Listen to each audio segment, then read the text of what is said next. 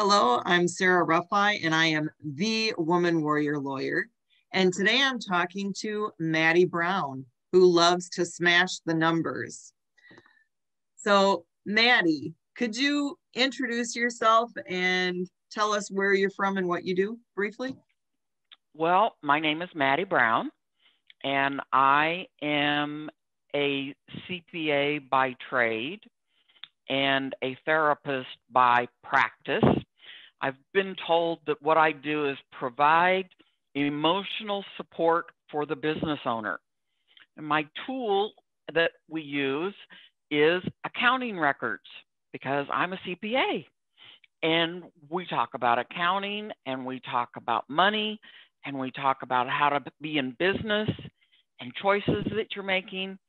And I help people all over the United States make peace with their money and create financial freedom.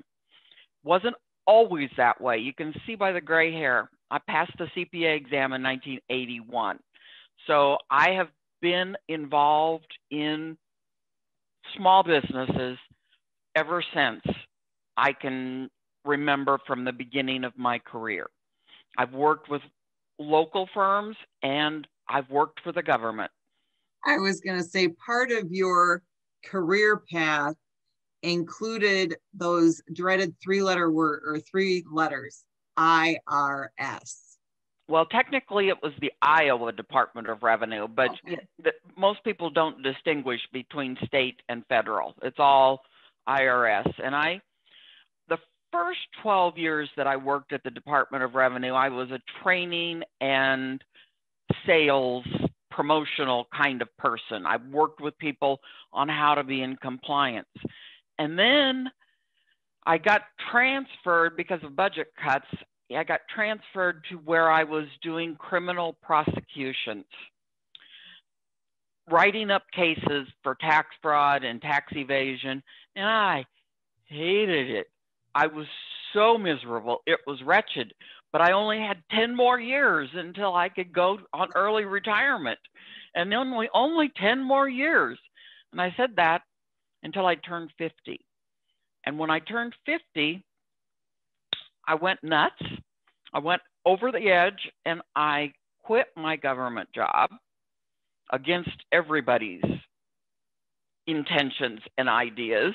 Okay, Maddie. So what was your final straw that I hate my job, I only have 10 more years? What was that final straw that put you over the edge and said, I'm done? I was at a Jack Canfield one-day event.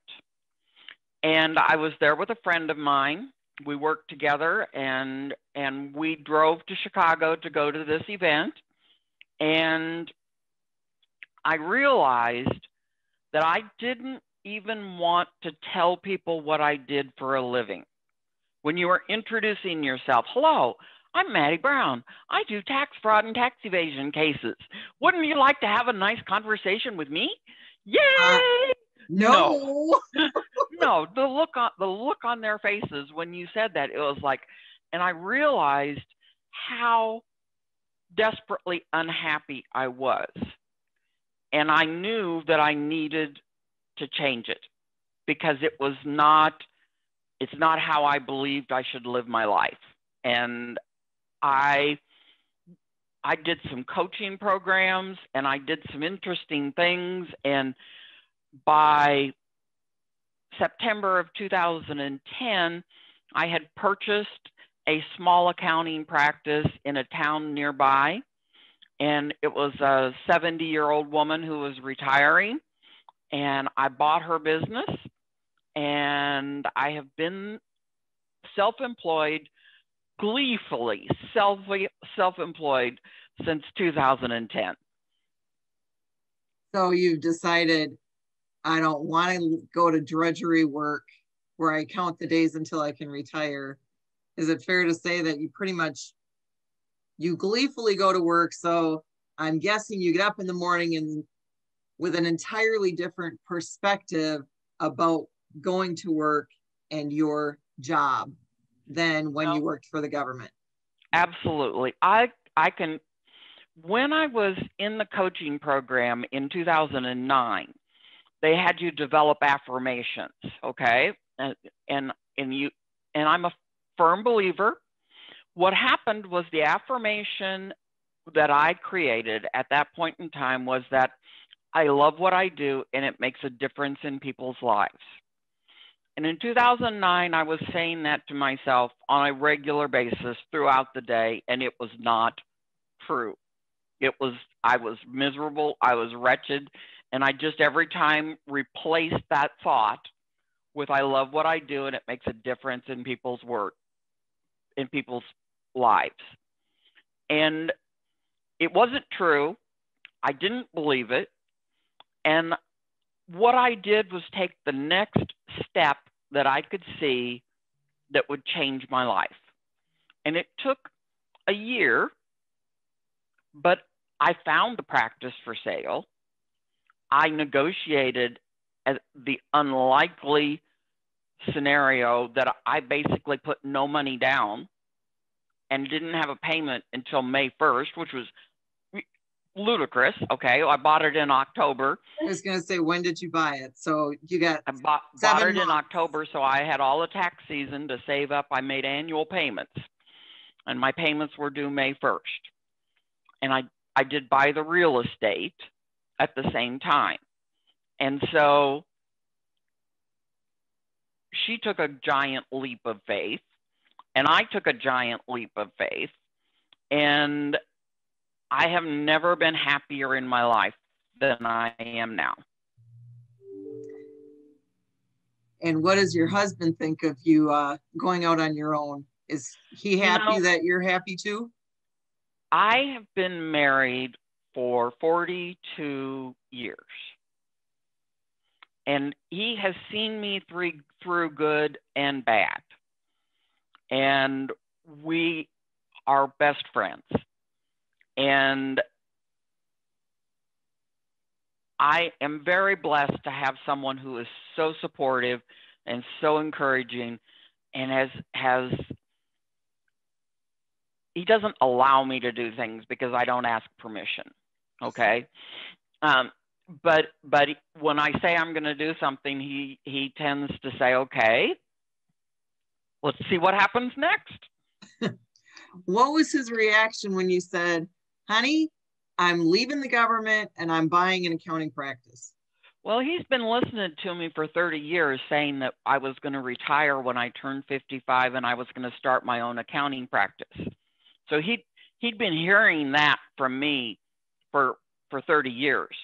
In fact, in 1986, I made kind of a grim attempt at opening my own firm. Now, at that point in time, I was 26 years old, and it didn't go well. Let's just say it didn't go well. But I didn't have a starting point, and I didn't have the, I'm going to say, maturity. Okay. I didn't have the life perspective that I have now that I can share with small business owners because I have been there. I have been in credit card debt. I have owed the IRS money. I have been there. I know what it means. I know how it looks. And there is no shame and guilt. It's all about making it right. And I provide a very safe space for business owners to be where they are financially. Do you think those personal experiences help you to be a better and more compassionate advocate for your clients? Yes. Do you share your experiences with your clients? Yes. And I do the same thing. And from my perspective, when you open up and you become more vulnerable, your clients feel more confident and comfortable airing their dirty laundry, if you will. People tell me things that they don't tell anybody else on the planet, okay? Because if you think about it, money and sex, religion, politics, all those topics are taboo.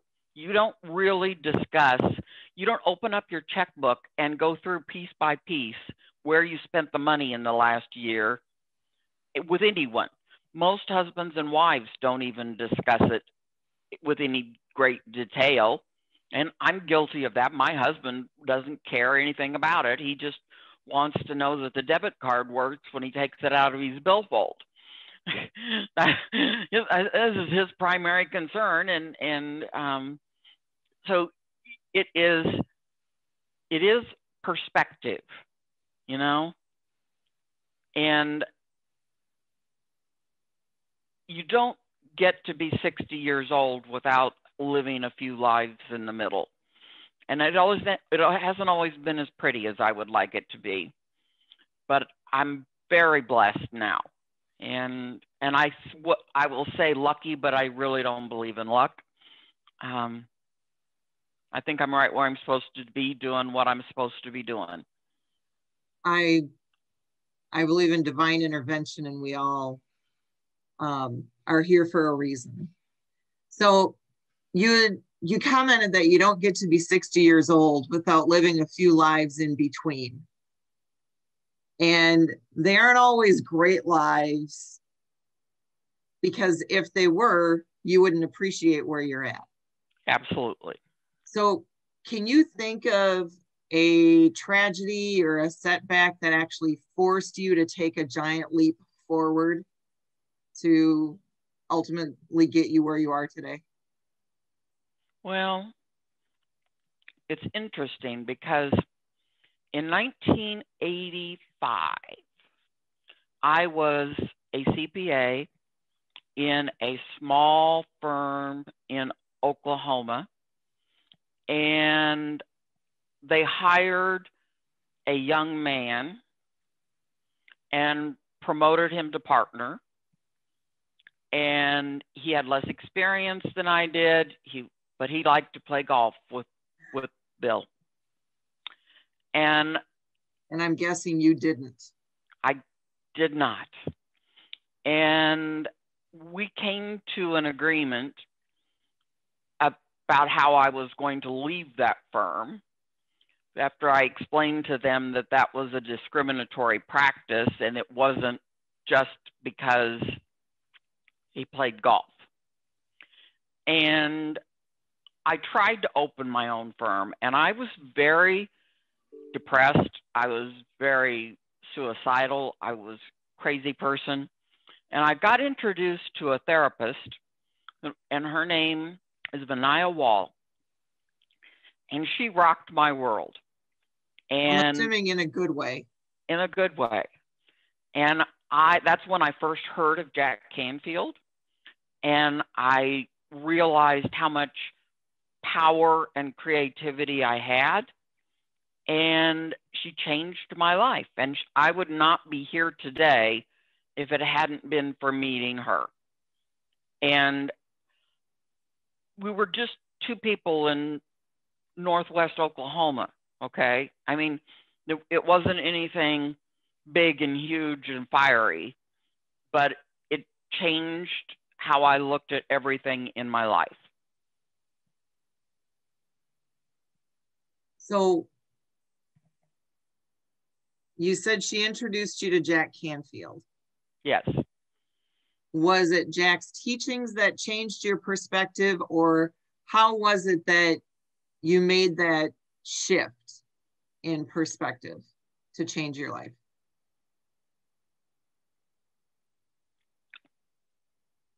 I would say it was both. It was her. She had me realize that I had the choice and I had the power and I had the decision-making ability. And that was reinforced by the tapes that I got of Jack Canfield. And philosophically, she was way out on the fringes of woo-woo-ness, okay? And she believed and did hypnosis work and did past life regressions, and she was out on the fringes in 1986, and I experienced things that I would have never experienced anywhere else in the world, and it changed forever how I viewed my life, because I know with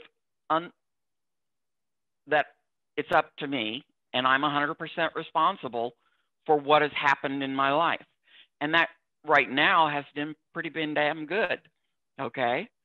I got my business in 2010. We have tripled the size of the business. I now have 6 full-time employees. COVID was not unkind to us. We got through it, and we worked together as a team, and I have a great family that I share my life with, that are employees, and I make a big difference in their lives too. So would it be fair to say that she allowed you to find or claim your own personal power? Yes. And realize that you had that ability and that skill? And it's so empowering, isn't it? Yeah, and she also helped me what is the word I'm looking for? She helped me get the perspective that my father was a stupid man, and he was crazy, and he could not be held accountable for what he did and things he did and how he did them, because he was an addict, and he was enraged, he was mentally unhealthy, and everything that happened in my childhood made me stronger and more resilient. And I've not had a perfect life, but I'm in a place that perfectly, Maddie. We all have a perfect life. It's just imperfectly perfect. Yes. Right? Yeah. And it's what we decide to do with that. You decided that those situations weren't going to destroy you because you were going to be stronger than them. And look at where you are. I love where I am. There you go. I realized, I remember the day, the first day that I bought the business, I came in and I sat down at the owner's desk, and she didn't even pack up her pencils. She just left everything in the drawers. I mean, she did not move out. And I moved into her office, and there was her stuff all around, and I put my stuff up on the office walls. And I thought, well, this is nice. You know, I'm getting it decorated the way that I wanted to decorate it. And then I remember the day that I realized that I got to decide about the artwork in the entire office, not just my 10 square feet, but the whole office was mine to decorate. And you know, it seems silly, but I'm surrounded by artwork and things that inspire me. And when I find something, I have it at the office, and it is creating a space that is fabulous to work in. So you're designing your space to suit you and to be a reflection of you. Yes. And I do the same thing, and I've done it by design from the time I didn't buy a practice. I went from the verge of divorce to opening my own from scratch. And over the years, it's changed from having a pack and play in the corner of my office to having teenagers come in and out. But I'll never forget the day when a brand new client walked through the front door. I had never met him before. He had never been here, didn't know me, hadn't even talked to me on the phone. He just talked to my receptionist, walks through the door and says, I feel like I'm walking into a friend's home. Yes. And we get to set the tone of our offices for what our clients are going to encounter by how we design and decorate it. And the fact that you're doing it with intention, I think is so cool. It is so fun. That too. It is so fun. I don't know if you can see over in this little circle, there's kind of a white dog sitting in a blue stone. Yep, I was wondering what that was. That is a geode of celestite, which is a very angelic crystal.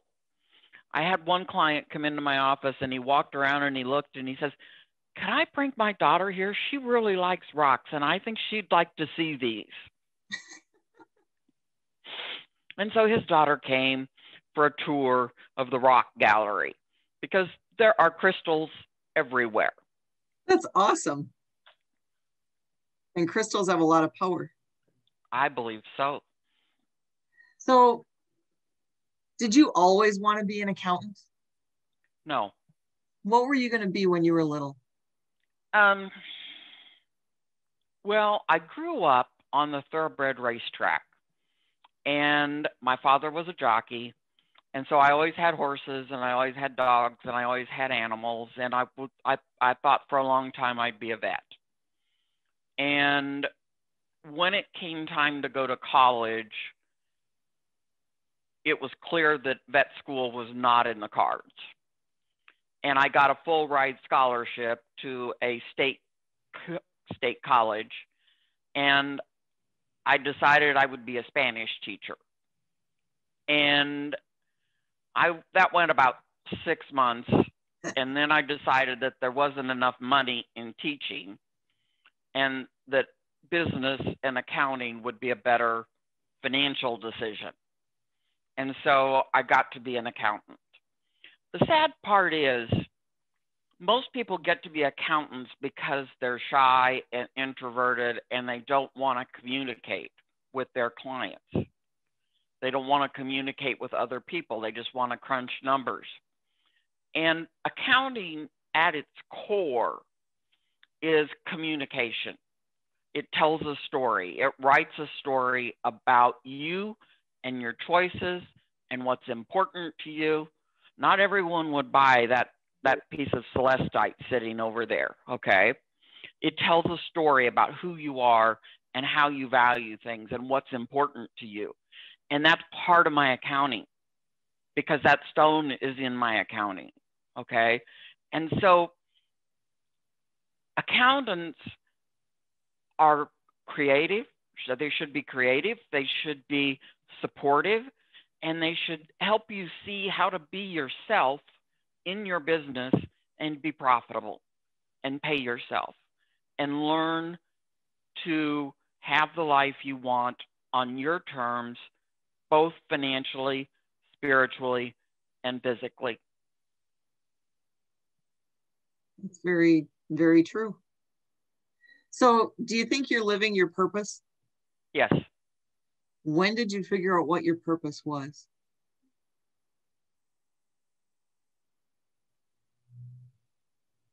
Well, I thought for a long time that it was to be a CPA and a partner in a CPA firm. And it is evolved. I will say it has evolved over time. There was a period of my life where I showed dogs, and I traveled every weekend showing dogs all over the United States. And there was a period of time where my husband and I sailed pretty extensively. And so I've gone through chapters. I would say that I have come to what I think is really my legacy in the last couple of years. And what do you think your legacy is? I want to create a resource for small business owners that helps them master their money and be profitable and pay themselves and manage their debt and be happy people with their finances as a guide, not as a cross to bear. And I have a program that I have developed. And if you're interested, you can go to smashingnumbers.com, and it is on smashingnumbers.com. It is a relatively inexpensive program, but I honestly consider it my life's work, because everything that I've been through has brought me to creating that program and marketing that program. And the more people that I can get to take the program and use it, then I'm going to have the biggest impact that I can have. So what do you think was a pivotal moment in your life that led you down the path of creating that program? Well, from the time that I bought my own business, I knew that I wanted to help people, and I knew that I wanted to help business owners be more profitable. And I did a lot of coaching and a lot of training and a lot of marketing training and a lot of sales training. And all of it builds to a certain level. And you have to have the skill set. I mean, you have to be able to walk before you run. And so it took some time to A, gather the skill set, and B, understand what it meant. And I've done this program live one-on-one with lots and lots of people. And I've been doing the program for the entire time that I've been a CPA in reality. And it's just now getting toned down. No, toned down is not the right word. Systemized?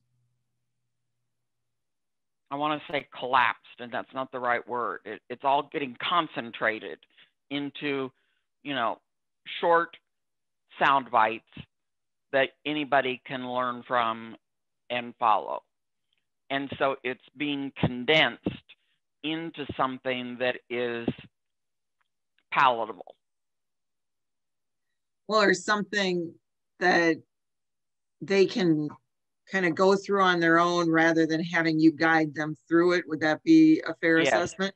Yeah, there's 12 million women-owned businesses in the United States.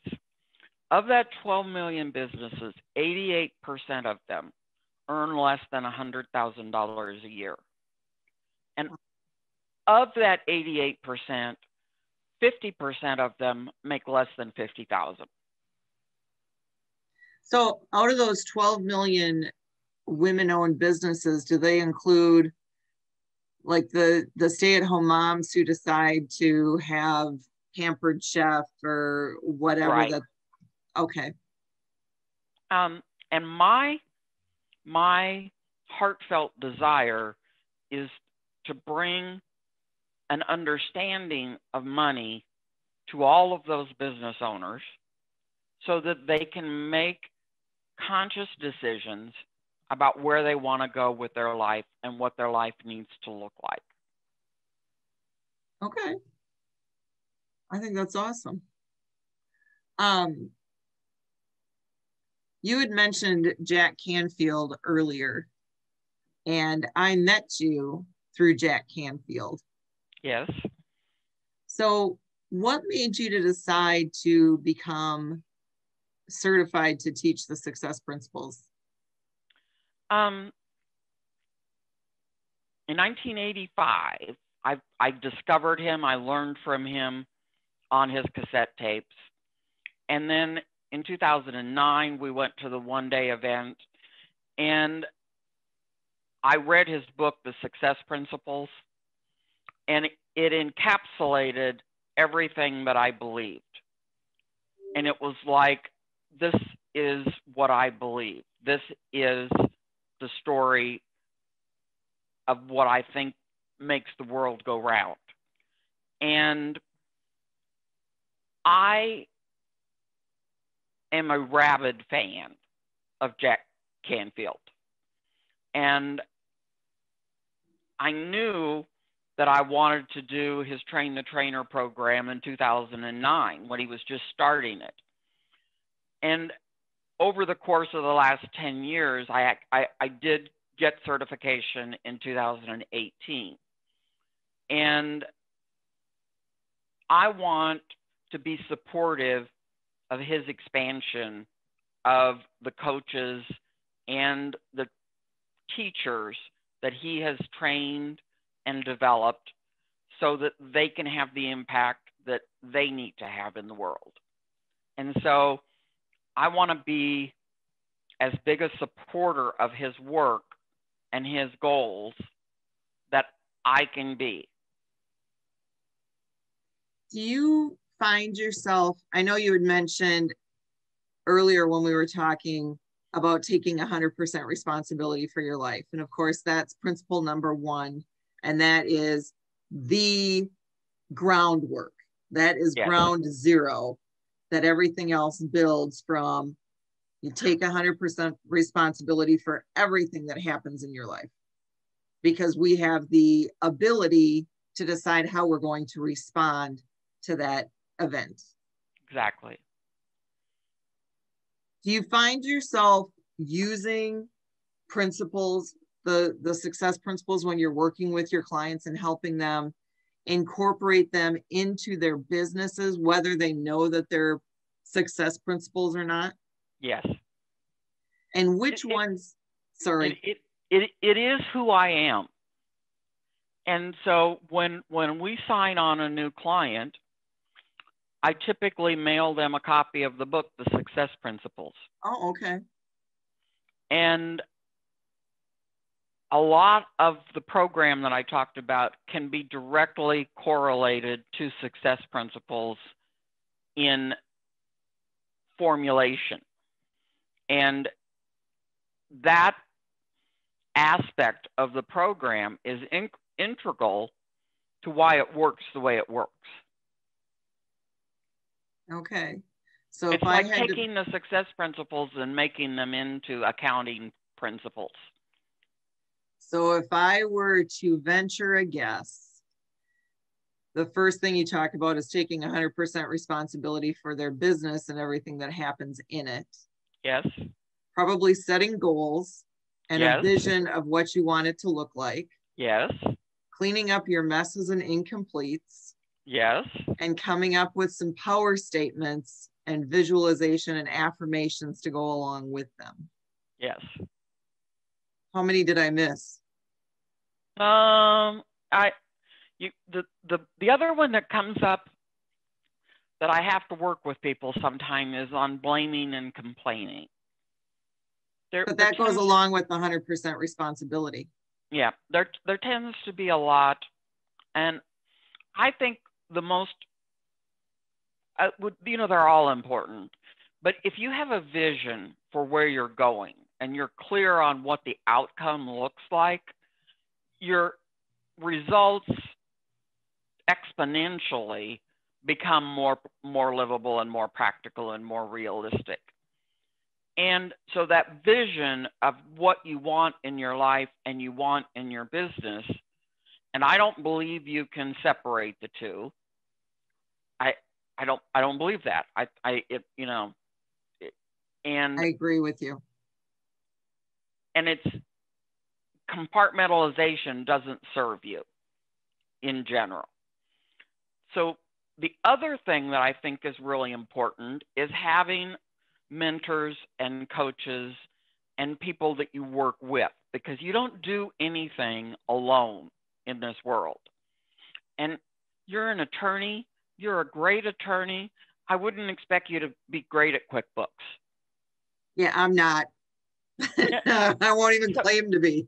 So I wouldn't advise you that it's a good use of your time to spend 2 or 3 hours a month doing QuickBooks.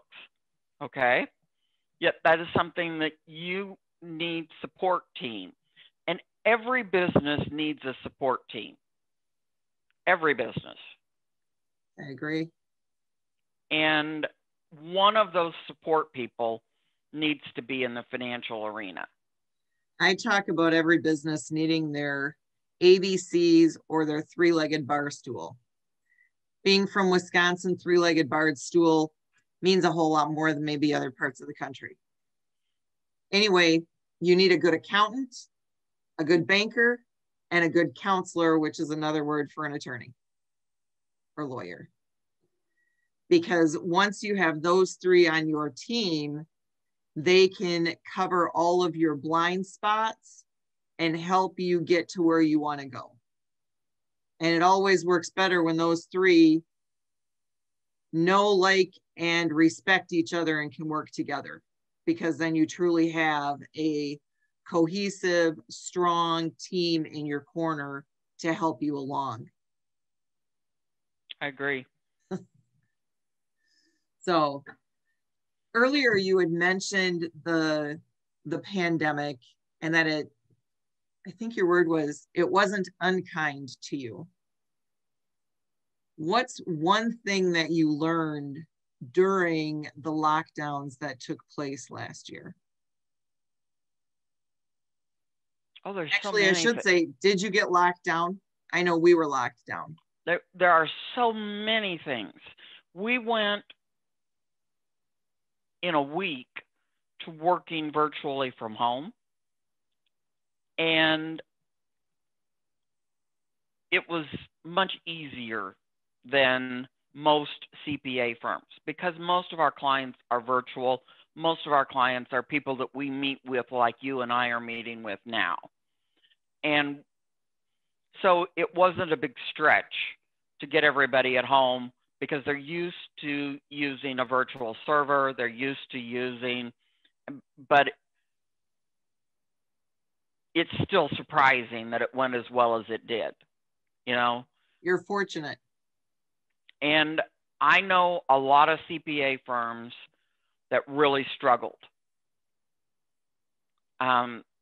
because they couldn't meet with their clients. They couldn't deliver tax returns. It was not pretty for a lot of people. And I think that the pandemic literally accelerated time because Jack Canfield would have never gone to a virtual platform, and David Nagel wouldn't have gone to a virtual platform if the pandemic hadn't hit. And they switched up and pivoted and changed their businesses to work on Zoom and work virtually. And it literally collapsed time because it would have happened eventually, but it wasn't going to happen in a week. And basically it happened in a week. That's true. And so the telemedicine, doctors on demand, all of that has come into being that was forced by the pandemic.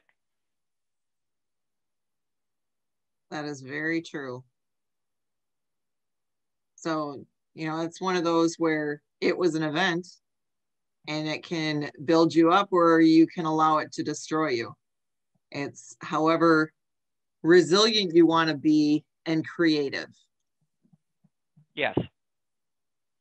So I just got a couple more fun ones. How do you define success, Maddie?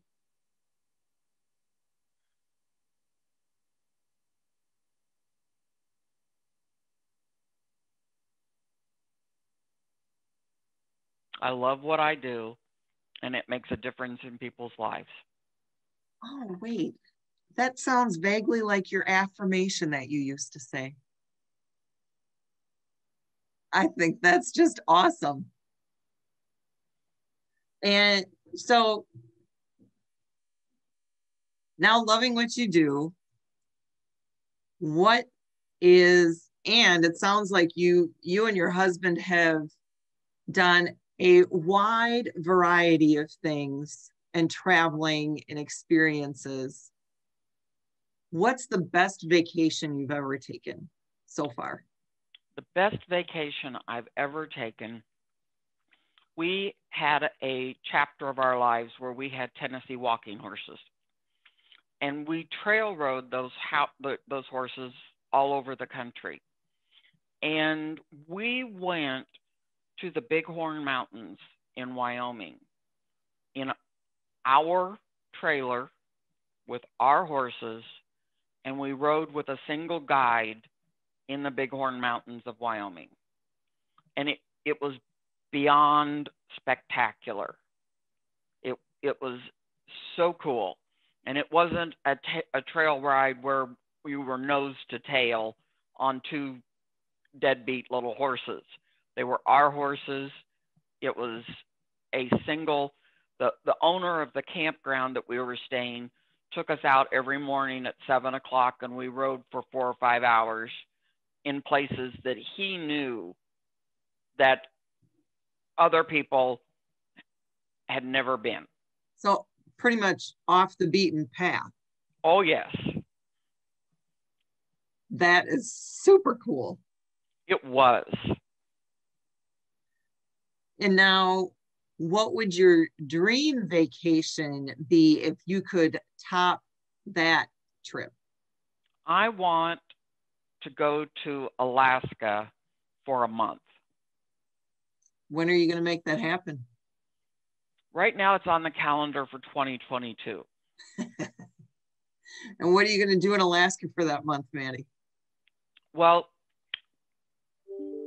I want to rent an RV, and I want to do some time on a boat, and I want to go to Denali, and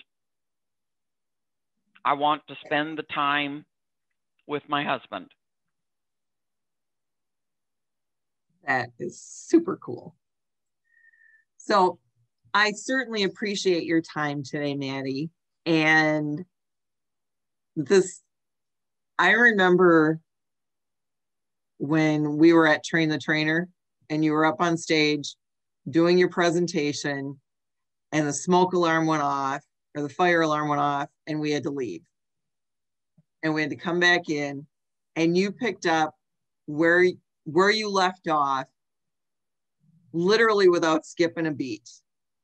And you had all of us in stitches because your stories, I don't even remember which principle you were teaching. But E plus R equals O. It was, wasn't it? And your stories were just so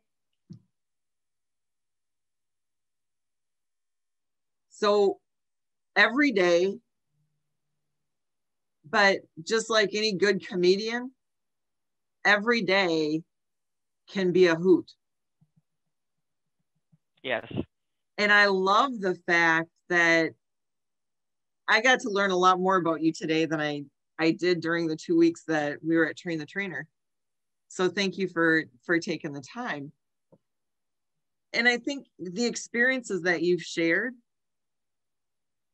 really shows that when you were sharing those stories that were work related,